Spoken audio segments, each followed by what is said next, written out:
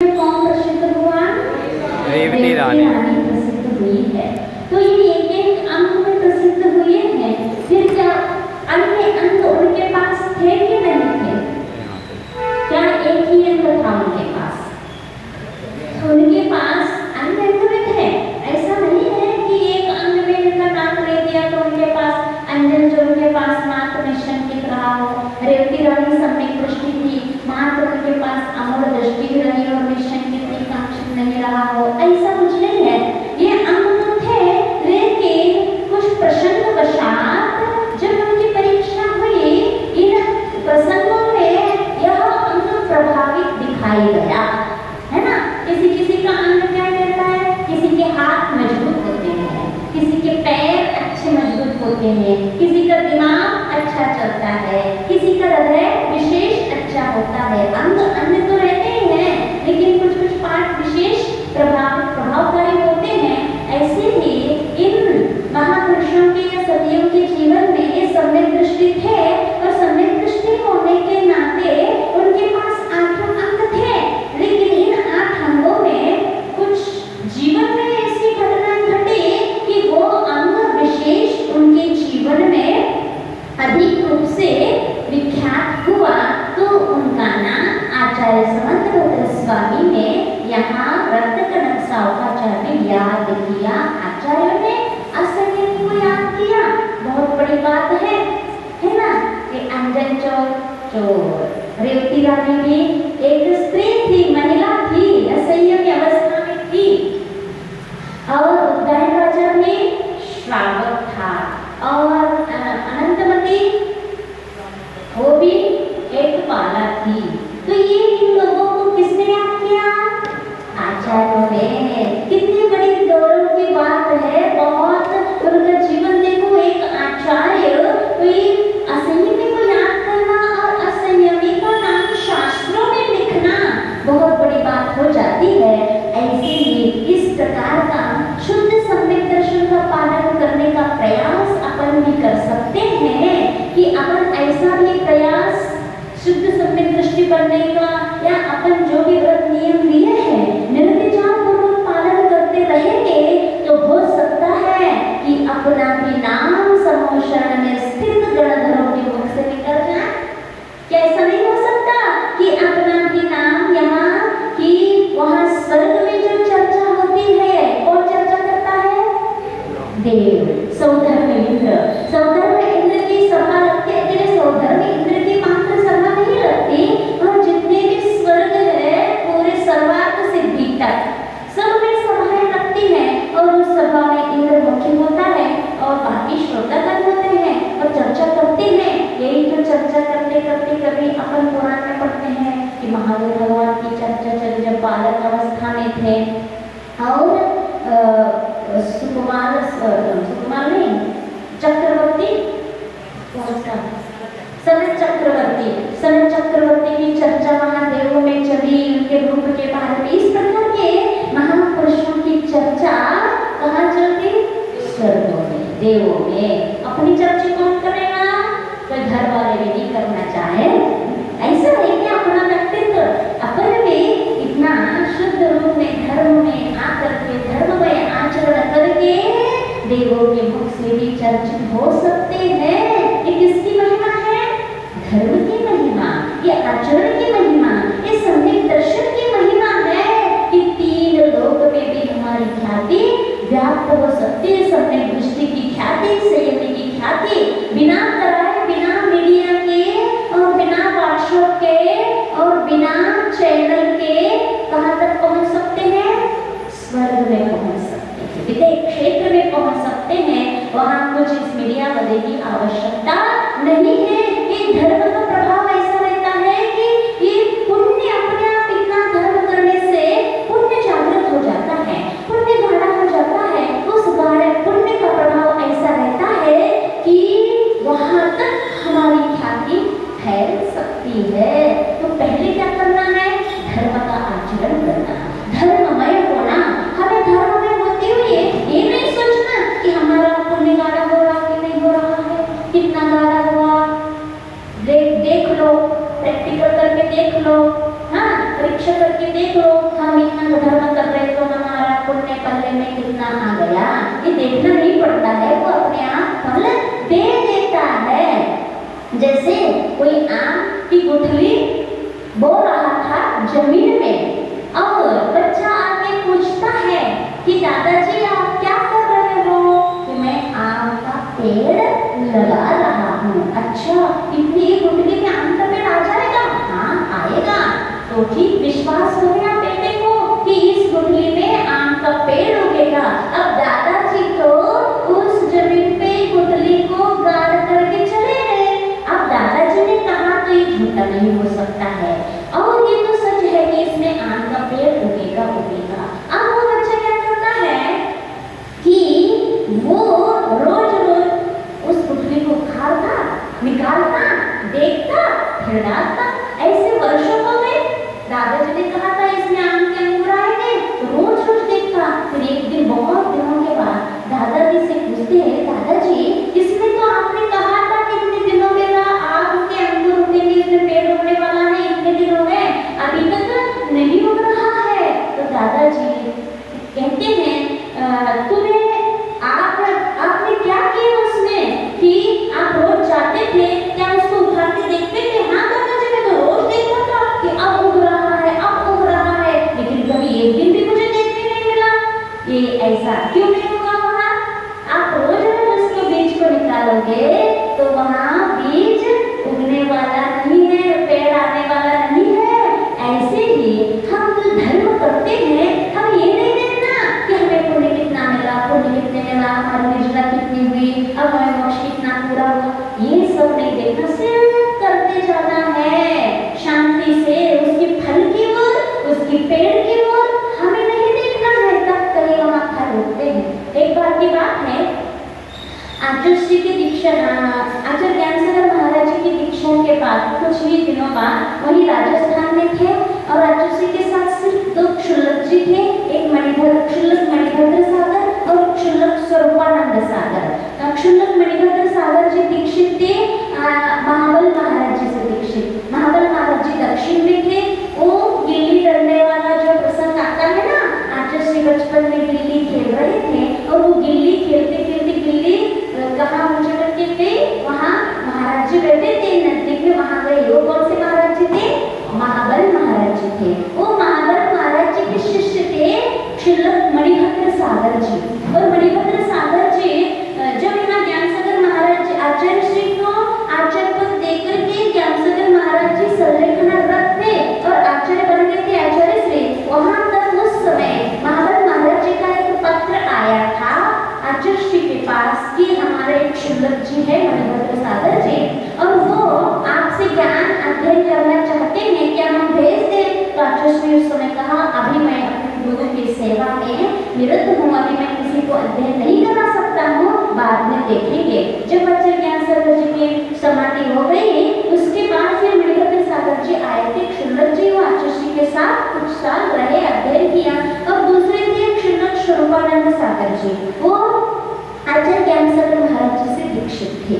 ये दो क्षुल्लक आचार्य श्री के पास थे और वहाँ पास में बैठे हुए थे और उस समय कुछ श्वेतांबर साधु आचार्य श्री के दर्शन करने के लिए आए और उस समय ये देखा उन्होंने कि आचार्य श्री उन दोनों क्षुल्लकों से बिल्कुल जैसे पर हिंदी बोल रहे हैं ना, ऐसे संस्कृत में उन तीनों की वार्तालाप चल रही। वो बैठे बैठे वो देख लेते हैं वास्तव में इनके पास तो बहुत है, ज्ञान तो है, लेकिन उन्होंने कटाक्ष किया कि आज मोक्ष तो है नहीं और ऐसे कठिन चर्या से क्या मतलब। ऐसे धूप में बैठे हुए थे, आचार्य से चलने का समय था और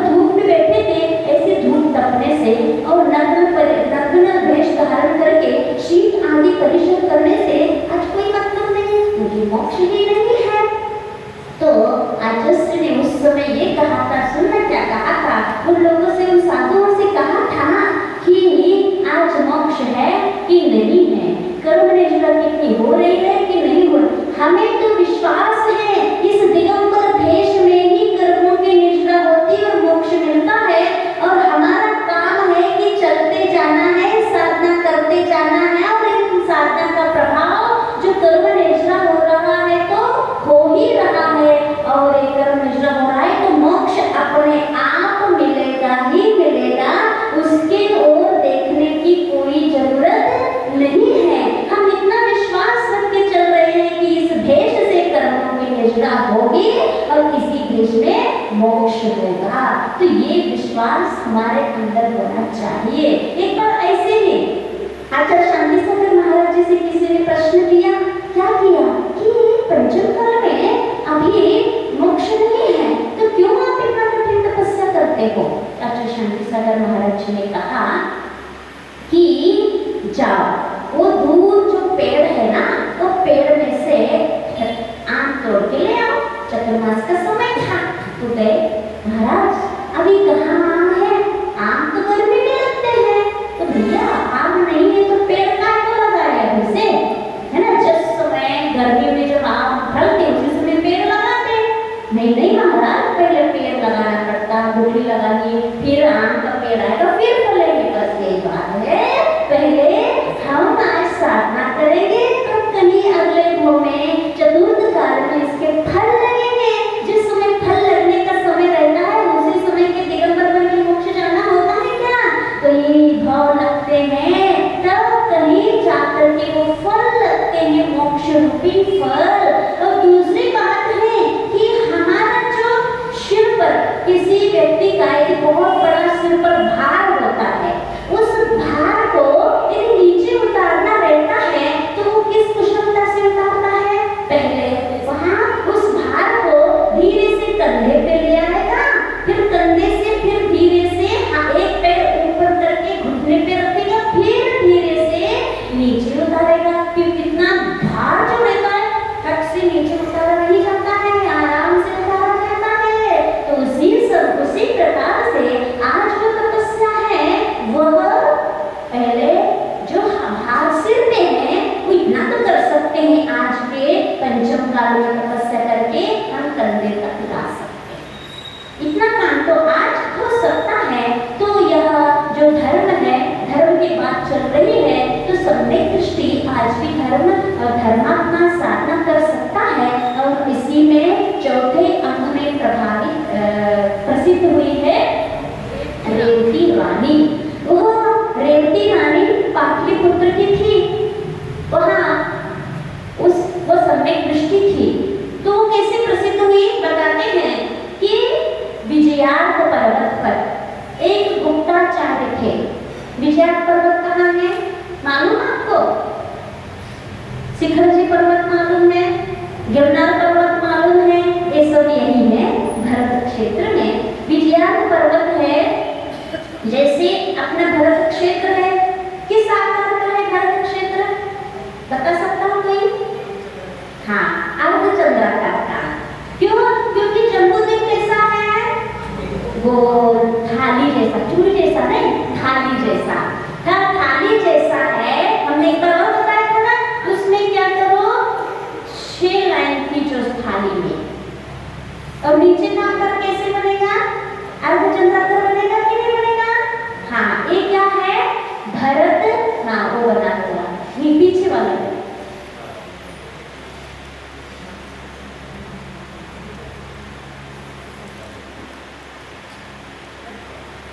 ये जम्बूद्वीप है, इस जम्बूद्वीप में, ये जम्बूद्वीप है, इस जम्बूद्वीप में 6 पर्वत है।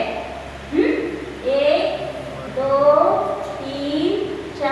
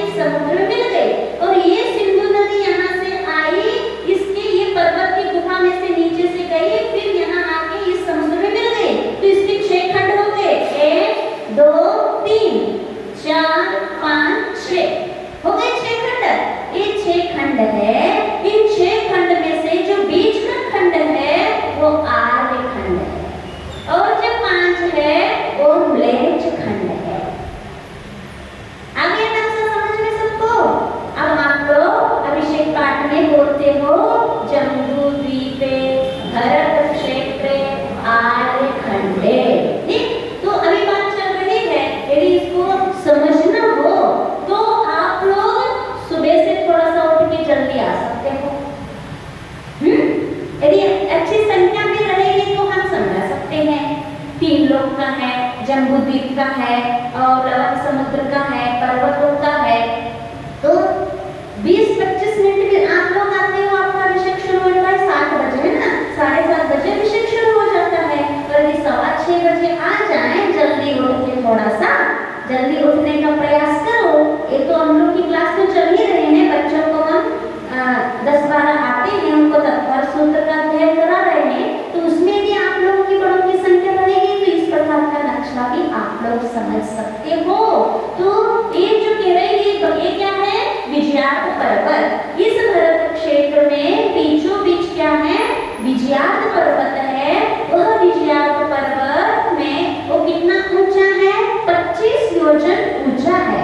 तो उसके मात्र 10 योजन जाकर के विजयार्थ माने विद्याधरों की श्रेणी है, वहाँ विद्याधर लोग रहते हैं। कितने 10 योजन ऊपर जाकर के विद्याधर रहते हैं, वो भी अपने जैसे मनुष्य भी हैं, वहाँ भी सब होता है, कर्म क्षेत्र ही वो भी, लेकिन वहाँ अपने से ये विशेषता है कि वहाँ विद्याएं सिद्ध करते हैं। वहाँ मंत्रों के द्वारा आप उपवास आदि करके त्याग करके वहाँ विद्याएं सिद्ध करने के लिए बैठ जाते हैं, तो वहाँ विद्याएं को सिद्ध हो जाती है। अनेक प्रकार की विद्याएं उनके पास आ जाती है, जैसे बहुरूपी विद्या कौन किसने सिद्ध की थी, रावण ने। वो भी तो क्या था, भूमि कुछ नहीं था, वो कौन था, विद्याधर ही था। विद्याधर यानी इस पर्वत में जो रहते हैं वो विद्याधर कहलाते हैं, और जो यहाँ रहते हैं अपन जहाँ है वो भूमि पुत्री कहलाते हैं। आपने रामायण में देखा होगा या पद्म पुराण पढ़ा होगा,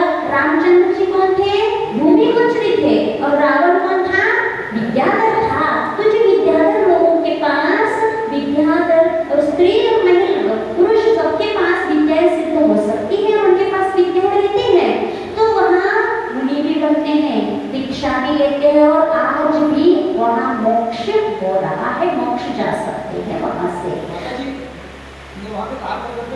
क्या वहाँ पे चतुर्थ काल रहता है, तो वहाँ क्या वहाँ विद्याधर श्रेणी में गुप्ताचार्य थे। गुप्ताचार्य के पास एक विद्याधर जीवन से उदासी आ गई, उनको वैराग्य हो गया, और उनका नाम था शायद पुष्पदंत। तो वो गए गुप्ताचार्य के पास और वहाँ रहे, उनके सम्यक दर्शन की महिमा, ज्ञान, चारित्र आदि देख करके उनसे प्रभावित होकर के क्या उनसे क्षुल्लक बन गए। और क्षुल्लक बनने के बाद मुनि नहीं बने, क्षुल्लक बने। यदि मुनि बन जाते हैं, पूरे विद्याओं का त्याग करना पड़ता है, क्योंकि महावृत्ति होती है, ये विद्याएं भी एक प्रकार से परिग्रह है। जैसे अपना परिग्रह क्या है, वस्त्र है, आभूषण है, पैसा है, मकान है, धन दौलत, ये विद्या। तो उनके पास वो विद्याएं जो सिद्ध की वो भी परिग्रह है, क्योंकि वो विद्याएं क्या है, देवों का सिद्ध करना होता है, और सिद्ध करते हैं तो उनको वो को बुलाना, उनसे काम लेना, ये सब परिग्रह में उनका आ जाता है। तो क्षुल्लक बन गया, क्षुल्लक बनने के बाद पूर्ण परिग्रह का त्याग नहीं होता है, वो विद्याएं रख सकते हैं क्षुल्लक, और मुनि बनने के बाद विद्याओं का त्याग होता है, तो वो क्षुल्लक बन गए। फिर यहाँ उनका एक बार मन हुआ कि जहाँ अंतिम केवली जम्बू स्वामी जहाँ से मोक्ष है, कहाँ से मोक्ष है, मथुरा से, वहाँ मथुरा जाने का उनका मन हुआ। किसका, क्षुल्लक जी का। ओ तो उन्होंने गुप्ताचार्य से कहा कि महाराज आचार्य भगवान, मैं वहाँ जो सिद्ध क्षेत्र है, जम्बू स्वामी जहाँ से मोक्ष गए हैं, वहाँ मैं दर्शन करने जा रहा हूँ, और वहाँ किसी से कुछ कहना तो नहीं है, वहाँ महाराज भी विराजमान है और महाराज के आचार्य भी है। तो उन्होंने कहा ठीक है, जा रहे हो, वहाँ एक सुव्रत महाराज जी है, मुनिराज है आचार्य, उनसे हमारी नमस्ते बोल देना। फिर कहते और किसी से कुछ कहना, हाँ वहाँ रेवती रानी है कि अब राजा का नाम याद नहीं आ रहा, सुवर ऐसा कुछ नाम था, उनकी पत्नी रेवती रानी है, उनको हमारा आशीर्वाद कह देना। तो कहते हैं क्षुल्लक जी ठीक है आचार्य श्री, अब आपको और किसी से तो कुछ नहीं कहना। वो चुप रह गए। फिर 3 बार पूछा तो भी वो कुछ नहीं बोले। बस सुव्रत महाराज को नमस्तु और क्षुल्लक जी आ गए। कैसे आए वहां से, पर्वत से? एरोप्लेन में बैठ के आ गए क्या? पर्वत उतर के आ गए? कैसे आ गए? उनके पास विद्याएं थी, उड़ने वाली विद्याएं, वो उड़ के आ गए। कहाँ? मथुरा आ गए। तो वहां मथुरा में वहां जो महाराज जी थे, सूरत सागर महाराज जी, तो वहां जाकर के उनने जैसे ही उनकी मुद्रा देखी, शांत प्रशांत विकराल मुद्रा, वास्तविक में लग रहे थे कि वो भावलिंगी शुद्धोपी रूप में डूबने वाले महाराज। तो उनकी जैसे ही मुख मुद्रा देखा तो वो भी प्रभावित हो गए और उन्होंने समाचार दे दिया। वहाँ गुप्ताचार है, विजयार्थ श्रेणी में उन्होंने आपके लिए नमोस्तु बोला है। तो उन्होंने प्रतिवंदना पीछे उतर करके की। अब वहां से जाते हैं कहाँ पर? अब रेवती रानी के पास। रेवती रानी से कहते हैं कि आपको नहीं, अभी नहीं जाते। और रेवती रानी के उन्होंने कहा इतने सारे श्राविकाएं हैं यहाँ, तो आखिर रेवती रानी को क्यों आश्रम देना है? कुछ तो विशेषता है इसके अंदर, अब इसकी परीक्षा करनी चाहिए। तो उनके पास विद्याएं तो थी ही, तो वो क्या करते हैं क्षुल्लक जी? एक दिन ब्रह्मा का रूप धारण कर लेते हैं और ब्रह्मा के पास जो जो विभूतियां होती हैं वो सब वहां दर्शाते हैं। और सब जगह ये फैल जाता है कि हमारे नगर में मथुरा में ब्रह्मा जी आए हैं, चलो दर्शन करने के लिए। साक्षात ब्रह्म अवतार यहाँ आया हुआ है। और उस जितने भी लोग थे सब चले गए, जैन जैन सब देखने तो चले, कम से कम हम कुछ नहीं झुकाएंगे, है ना? सिर नहीं झुकाएंगे, देखने में क्या हानि है? देख तो सकते हैं कैसा ब्रह्म का रूप होता है, कैसा वैभव होता है, देखने में कोई सम्यक दर्शन में हानि थोड़ी है, सुन लेना। तो सब लोग चले गए, अकेले कौन नहीं गया? तब उन्हें देख लिया ब्रह्मा ने, सब तो आए हैं, देखिए नहीं आई, कोई बात नहीं। दूसरे दिन उन्होंने विष्णु का रूप धारण किया। नागशैया, नागशैया पे लेटे हुए हैं विष्णु महाराज और उनकी सेवा कर रही है लक्ष्मी। और जो जो उनका विभूति होती है वो सब वहाँ लेटे हैं। और शंख लिए हैं, हाथ में चक्र लिए हैं, लेटे हुए हैं बड़े बहुत नागशैया पे। दूसरे दिन उससे प्रभावित होकर के नगर के सारे लोग पहुँच गए। लेकिन रेवती रानी क्या लगता है रानी, ये सब देवों की माया है, देव तो कभी भी आ सकते हैं, कैसे भी रूप धारण, ये तो है तो ये चार निकाय देव में से एक देव होंगे। और मनी भवनवासी जनता, इन देवों में हम कई बार जन्म ले चुके हैं, वहाँ जन्म धारण कर करके ये सब योनियां हैं, ये भी सराही है, इनके पास भी दशाएं हैं, इतनी वजह के पुण्य का उदय है। तो उनके पास अनिमा महिमा ललिमा आदि विद्याएं देवों के पास होते हैं।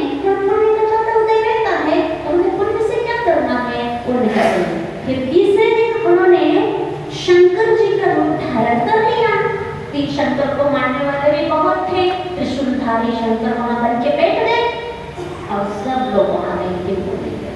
अब उन्होंने सोचा ठीक है, ये तो बहुत समझ तो समझ में आ रही है, एक कभी भी इस प्रकार के रागी देवी देवताओं से प्रभावित होकर के तो देखने में भी नहीं आएगी, वो देखने का भी मन उसका नहीं होगा। देखो साक्षात महाभूत रूप धारण कर रहा है, यहाँ तो अकेले डेकोरेशन बस किया जाए, किसका? ऐसे ही तो माता जी दुर्गाएं हैं, तो डेकोरेशन देखने में क्या है? वहाँ बहुत सारी साज सज्जा है, हम नमस्कार नहीं करेंगे ना प्रसाद लेंगे, देखने जाएंगे, उसमें भी क्या समझ है? यहाँ डेकोरेशन नहीं, साक्षात विभूति उन्होंने बताया ऐसे रूप धारण करके कैसा होता है। तो भी देवी रानी ऐसे लोगों की चर्चा होती है बंधुओं स्वर्गों में, ऐसे देवी सतियों की, इसलिए ऐसे नाम नहीं लिया आचार्य समंतभद्र स्वामी ने। ऐसी कट्टर और इतनी दृढ़ संकल्पिता और इतनी दृढ़ सम्यक दर्शन था उनके अंदर, देखने के भी भाव उनके मन में नहीं आया। उन्होंने सोचा कोई बात नहीं, इनके प्रति इनका झुकाव बिल्कुल नहीं है, ये तो समझ में आ गया। अब अपन चौथे दिन तीर्थंकर का रूप धारण कर लेते हैं। वो तीर्थंकर को तो मानते हैं क्योंकि वीतराग भगवान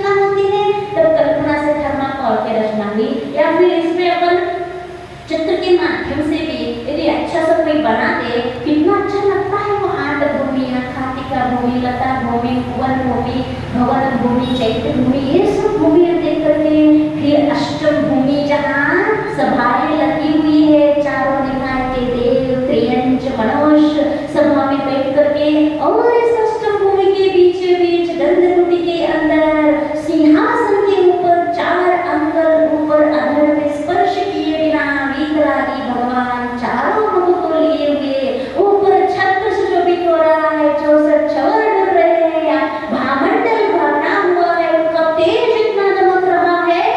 इस प्रकार की यदि वर्णन यदि थर्माकोल में हो जाए तो कितना आनंद आता है, गदगद होता है, ऐसा लगता है साक्षात सम्मुषण में भी जाने का मौका मिल जाए, ऐसा मन होता है।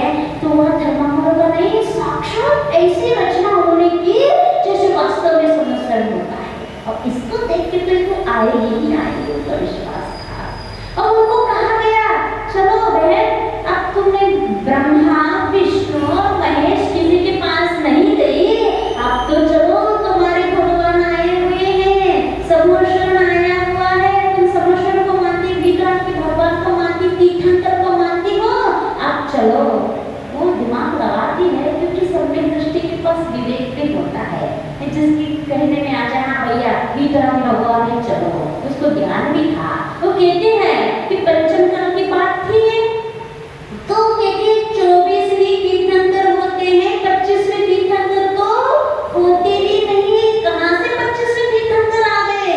हमें आगम पे श्रद्धा है, भगवान के वाणी पे श्रद्धा है कि 25वें तीर्थंकर हो ही नहीं सकते हैं, ये तो किसी की माया जाल है, किसी का रचा हुआ है, कोई माया भी आया हुआ है, ये छल कपट से ऐसा कर रहा है, मैं नहीं जाने वाली। अपन हो तो क्या करते, अपने मन में भी आता, अपन दर्शन नहीं करेंगे, लेकिन भूमिया तो देखिए कैसा होता है, कैसी गंधकुटी है, कैसे सिंहासन है, कैसी सभाएं लगती है, तो देखने से भी तो विशुद्धि बढ़ेगी कि हमारा सम्मुषण ऐसा होता है। वहाँ आँख खुलता नहीं, किसी भी प्रकार से यहाँ उनको देखने की भाव नहीं हुए, ये कहलाता है धैर्य, ये कहलाता है निर्दोष जो दृढ़ता थी अपने सम्यक दर्शन वो उन्हें दिखाई। फिर उन्होंने वो जब कहा भी नहीं सम्मुषण में पूरे लोग गए आकर प्रशंसा की कि ऐसा है सम्मुषण बहुत अच्छा है, साक्षात भगवान जैसे चारों तरफ मुख है, वो भी बुरी नहीं, बिल्कुल भी अच्छा तो रही। फिर वो उन्होंने जो छलक पे अपने पूरी माया समेटी और चले गए रेवती रानी के पास। हे देवी तुम धन्य हो, तुम सही सम्यक दृष्टि हो, बिल्कुल डिगने वाले नहीं हो। अब समझ में आया कि गुप्ताचार्य ने आपको आशीर्वाद क्यों भेजा है। कहते कौन गुप्ताचार्य? एक विजयात श्रेणी में एक महान आचार्य है, तपस्या में लीन रहते हैं, उन्होंने आपको याद किया और आपको आशीर्वाद भेजा है। तो उन्होंने जैसे ही सुना गदगद हो गई, धन्य हो गई मैं कि आचार्य महाराज ने मुझे याद किया और मुझे आशीर्वाद भेजा। आप लोग भी क्या याद करें, डोंगर से आजा कि अमुक को हमारा आशीर्वाद कह देगा, फिर आप क्या, आपको कैसा लगेगा, कैसा एहसास होगा, आप वो अपने मुख से कह ही नहीं सकते। आचार्य भगवान भी तो श्रावक को याद करते हैं, अपने आचार्य भी करते हैं, लेकिन कौन से श्रावक को? जो ऐसे दृढ़ हो, संयमी हो, ऐसे कुछ हम करके दिखाएं अपने जीवन में, तो वो अपन को भी याद कर सकते हैं। तो ऐसे कुछ करना हो तो अपने संयम में, व्रतों में दृढ़ रहना चाहिए। तो उन्हें जैसे ही रेवती रानी ने सुना और जिस ओर विजयात पर्वत था उत्तर की ओर, तो अपन इस साइड है ना, तो उत्तर की ये विजयात पर्वत है, अपन यहाँ है तो ये उत्तर है, उत्तर की ओर 7 कदम जा करके उन्होंने गवाक्षर में बैठ करके आचार्य परमेश्वरी को नमस्कार किया, नमस्त किया और अपने आप को धन्य मान ली। इस प्रकार के ये अमूल दृष्टि, अमर दृष्टि क्या कहलाता है, याद है आपको? बोलो कौन सी कारिका है? स्वामी ने क्या कहा था, अमर दृष्टि किसे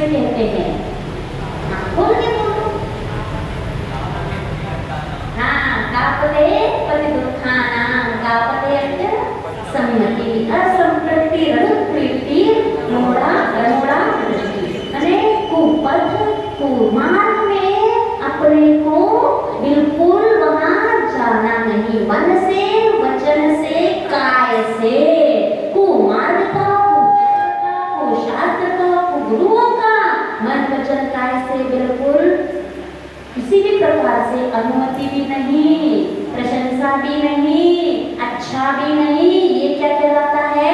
अमूढ़ दृष्टि। इसमें खरी उतरी कौन? अपन सब फेल होने वाले में से हैं।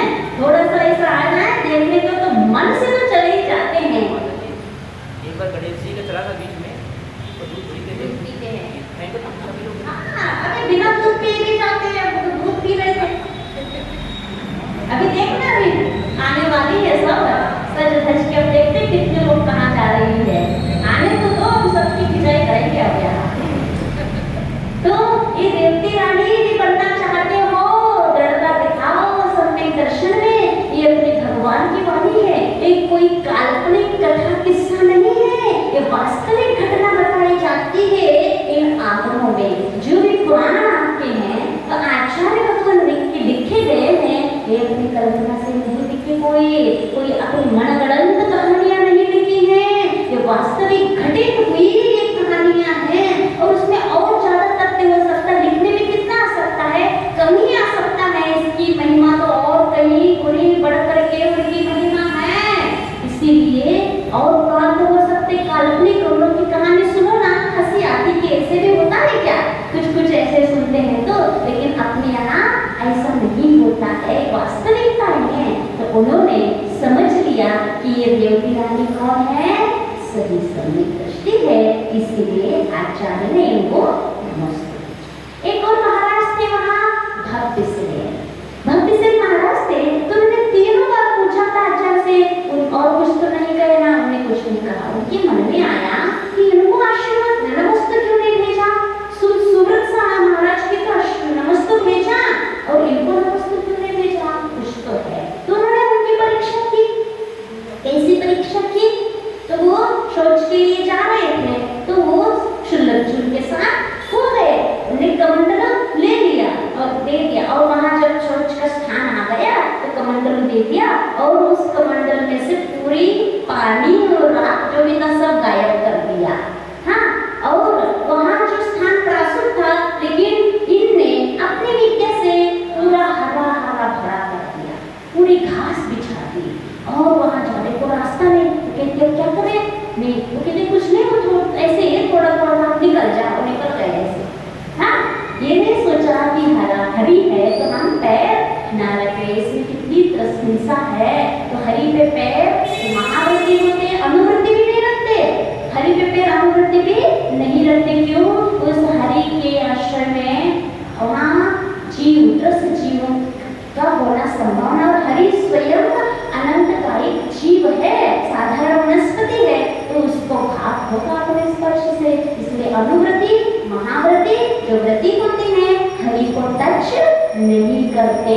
और आप लोग क्या करते हैं, थोड़ी सी हरी रहती है ना, तो उस हरी के ऊपर पत्थर रख देते हो और कहते माता जिस पत्थर पे से निकल जाओ। अब आपने पत्थर रख दिया उसके ऊपर, वो हरी दबेगी नहीं दबे, और वो दबी हुई हरी पे महाव्रती पैर रखेगा क्या? नहीं रखेगा। ये आप लोगों के सेवा भाव रहते हैं, लेकिन सेवा के साथ साथ विवेक भी होना चाहिए, है ना? तो ये इस प्रकार के हरी के ऊपर या कहीं बहुत काई हो उसके ऊपर आप पत्थर रखो, सोचो निकलेंगे, महाव्रती नहीं निकलने वाले उस पे भी। तो ये उन्होंने हरी बिछा दी, तो उन्होंने कुछ नहीं, आप तो चले जाओ, थोड़ी सी तो है, इतना तो पार कर लो। हाँ ठीक है, निकल गए हरी पे से, कोई बात नहीं। अब वहाँ बैठ गए, सोच के लिए वो पूरा पानी राख उन्हें गायब कर दी, तो उन्हें कमंडल पानी नहीं आ रहा है। अब उन्होंने कहा पानी नहीं, यहाँ कुंड, उन्होंने एक थोड़ा सा कुंड बना दिया, वहाँ खूब रसजूमी थे, उसमें अच्छा ना पानी था। अब पानी नहीं है तो कहते हैं लोग, चलो जी कोई बात नहीं, वो कुंड में पानी है, वो यूज कर लो। उन्होंने वो पानी भी यूज कर, तो इससे उनको समझ में आया कि द्रव्य से मुनि है, भाव से मुनि नहीं है, इनके अंदर कोई ब्रह्म का आचरण नहीं है। इसीलिए गुप्ताचार्य ने नमस्तु नहीं भेजा है। तो इस प्रकार से एक श्राविका होकर के एक आचार्य भगवान की कृपा के पात्र बने, और एक मुनि होके नहीं बने। ये आगे आने वाला है। आचार्य समंत भद्र स्वामी ये उदाहरण देते हैं, निर्मोह मोहिनो महे,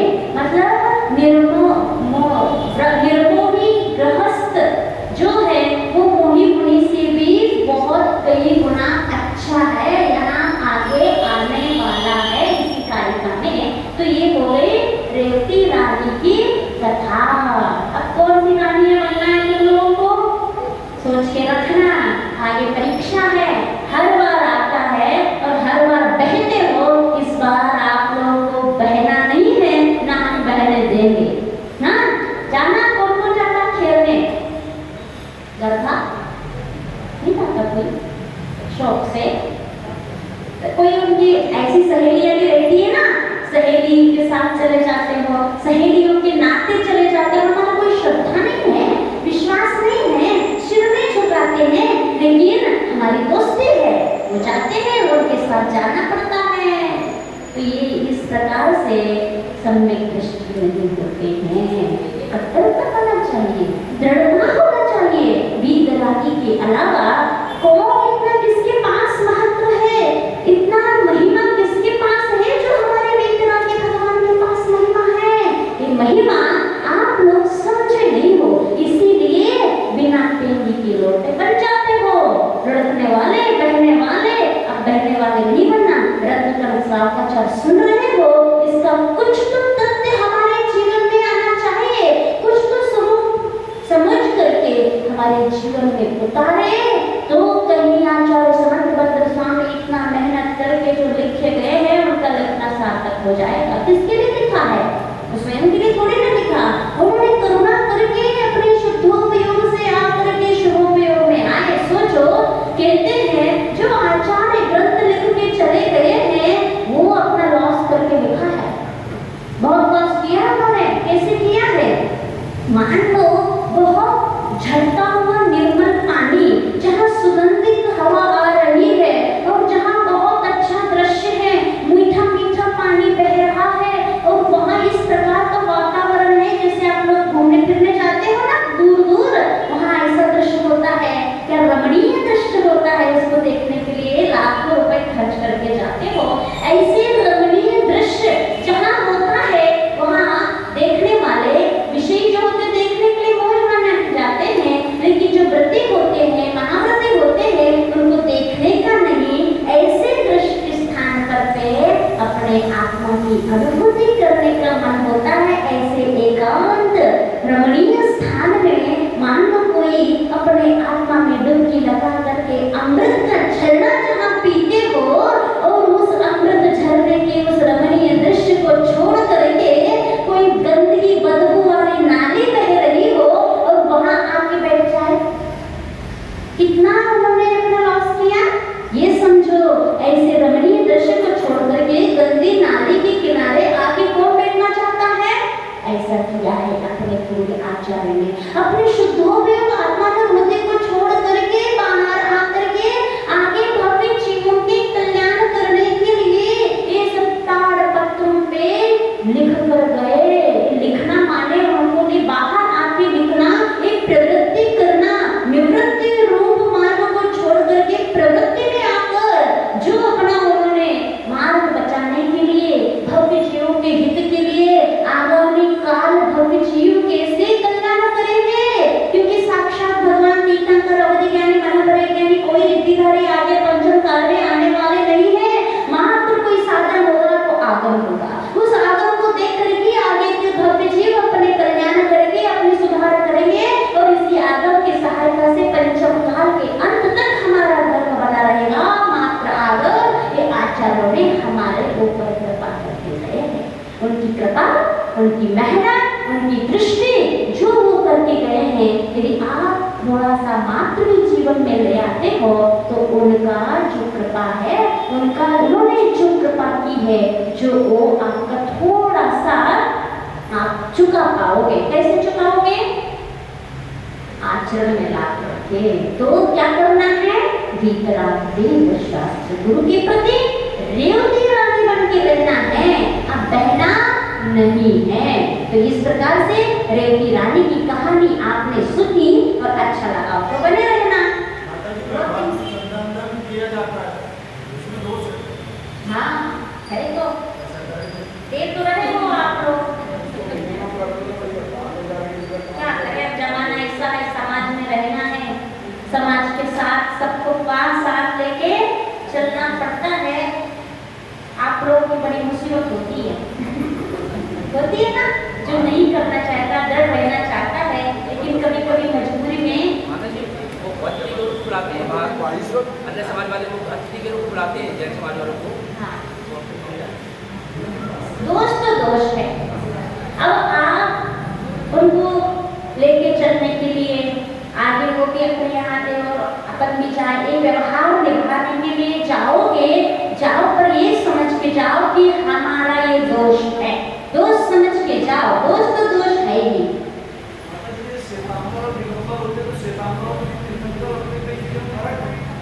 आप बताओ, नहीं कहाँ से पूछा ये तो अपन को अंदर से पता है कि नहीं करना चाहिए। यही तो मैं कह रही हूँ, सामाजिक व्यवस्थाओं के कारण अपन को कई बार मान खाते हैं अपन, लेकिन दोष है। ये समझ के जाओ, ये तो हमें दोष लग रहा है, हम निर्दिष्ट पूर्वक सम्यक दर्शन का पालन नहीं कर पा रहे हैं। ठीक, अंग की क्षति तो होगी।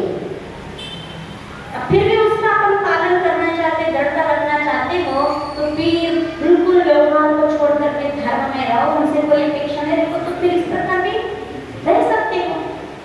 22 नंबर। अब आ रही चंदन वाला, यहाँ भी पानी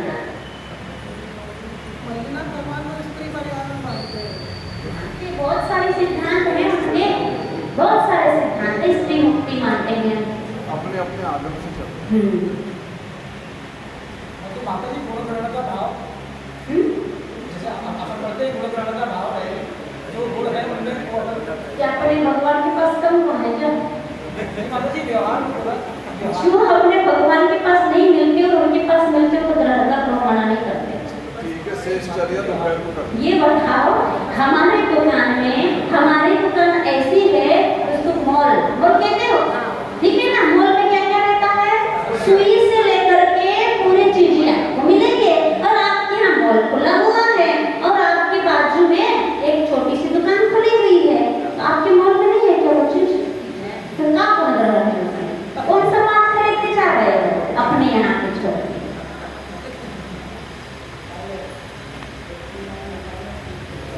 स्वरूप समझ में आ जाता है ना, तो ये सब अपने आप समाधान हो जाता है। अब सीधा 22 नंबर का बोलिए, पर या बंधनैश्च विविधैः, अच्छा ऐसे बोलोगे ना, या बंधनैश्च विविधैः किल सन्निबद्धा, या बंधनैश्च विविधैः किल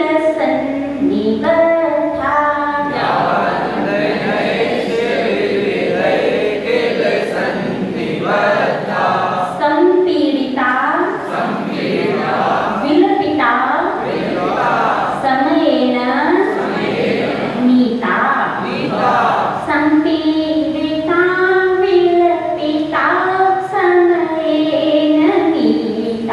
संपीडिता विलपिता समयेन नीता,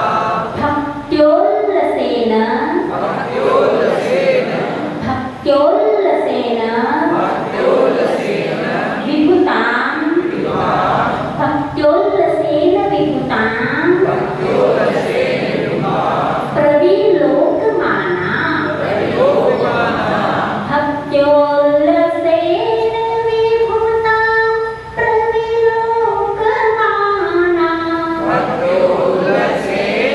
विभुतां प्रविलोकमाना, साचन्दना गतभया तव लोकनेन, साचन्दना गतभया तव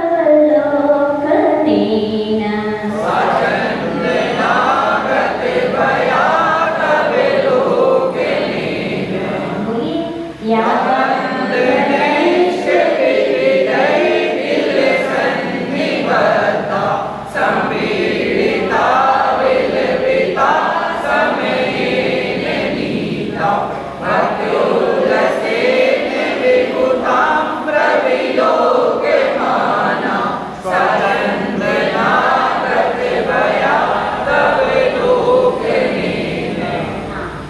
भगवान महावीर स्वामी के जीवन में जो जो घटनाएं हुई हैं, उन घटनाओं का इस वर्तमान स्तोत्र में उल्लेखित किया गया है।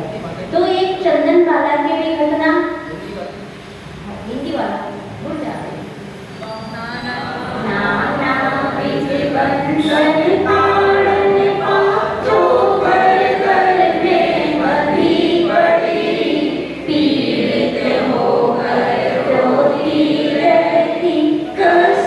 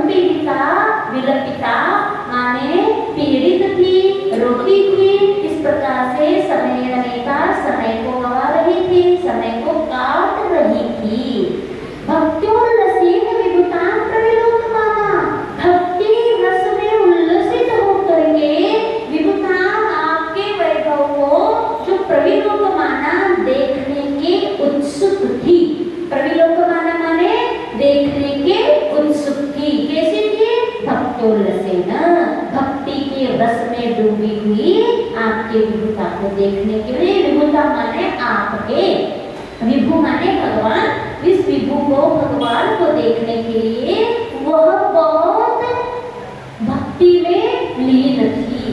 तब क्या हुआ?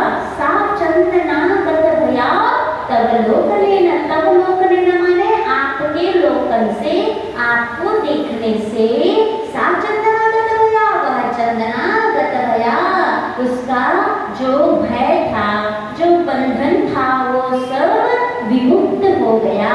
कब? आपको दूर से देखने मात्र से। तो चलने वाला की कहानी सबको मालूम है। वह सेठ के घर में, वहां से थानी ने उनको एक कमरे में बंद रख दिया था, खिड़की खुली थी मात्र, और उसी में से उनको क्या भोजन दिया जाता था, और पूरे बंधन से कीलों साकर से बंधी हुई थी, और कहते हैं उसके केश भी पूरे मोड़ दिए थे, और वो इस प्रकार से अपना जीवन व्यतीत कर रही थी। लेकिन मन में क्या था? भगवान, महावीर भगवान, आप ही मेरे रक्षक हो, आपके दर्शन कब होंगे? उन्होंने किसी को याद नहीं किया उस पीड़ा में, किसको याद किया? महावीर भगवान। चंद्रमा कौन थे? महावीर भगवान की मौसी थी, और उन्होंने ऐसी याद करती थी।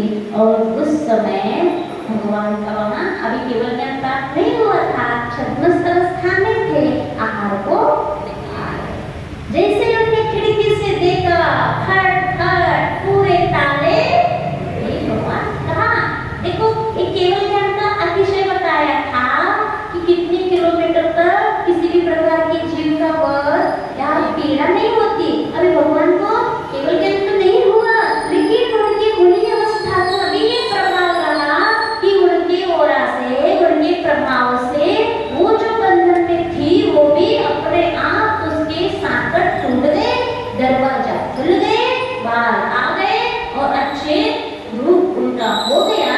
और जैसे ही वो जाके भगवान के सामने, आइए आइए स्वामी, यहाँ ठहरिए ठहरिए, आहार जल शुद्ध है।